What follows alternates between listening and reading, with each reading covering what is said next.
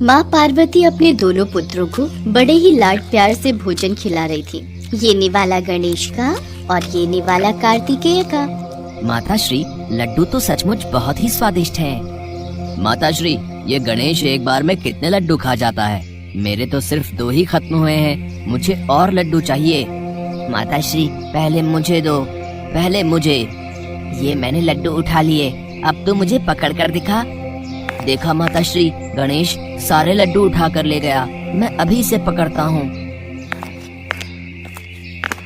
कार्तिकेय, मैं तो यहाँ हूँ। कितने स्वादिष्ट लड्डू हैं। तुम दोनों खेलो, मैं वहाँ बैठती हूँ। रुक गणेश, आज मैं तुझे पकड़ कर ही रहूंगा। नहीं कार्तिकेय, तुम मुझे नहीं पकड़ पाओगे।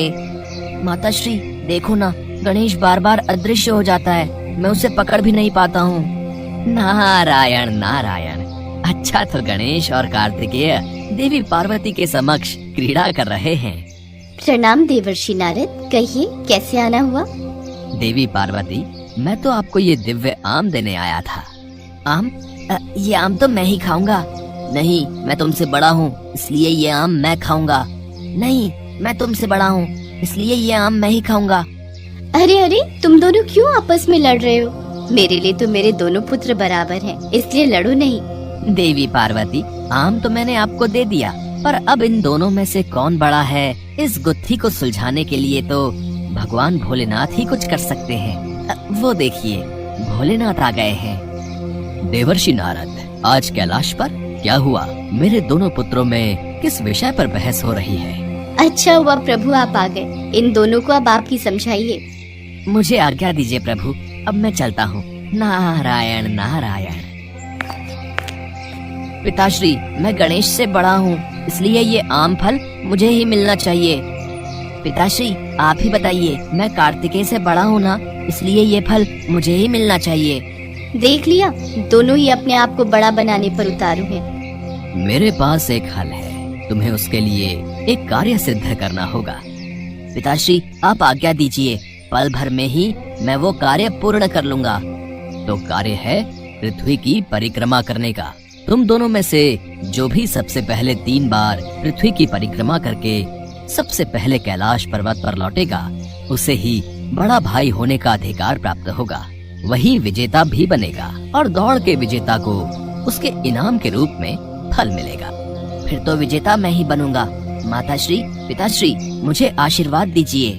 कार्तिकेय तुरंत अपने दिव्य वाहन मोर पर सवार हो गए और आकाश में उड़ते हुए चले गए। उन्होंने अपने रास्ते में आने वाले हर पवित्र स्थल का दौरा किया और देवताओं से प्रार्थना की।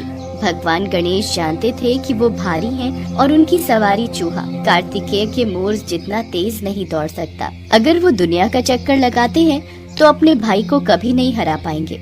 उन्होंने अपनी बुद्धि का उपयोग किया और अपने माता पिता को एक साथ बैठने के लिए कहा।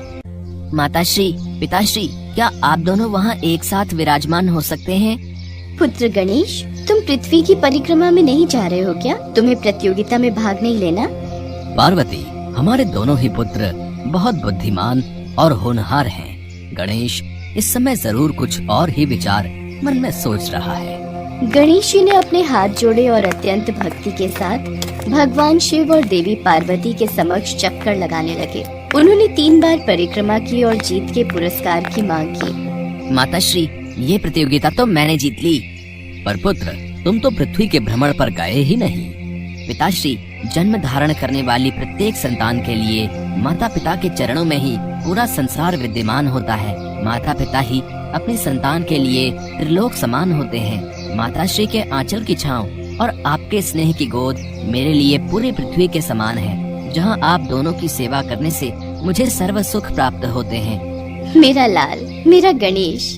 पार्वती, वेद पुराण के हिसाब से गणेश की बात सही है, इसलिए गणेश को ही बड़ा भाई माना जाएगा।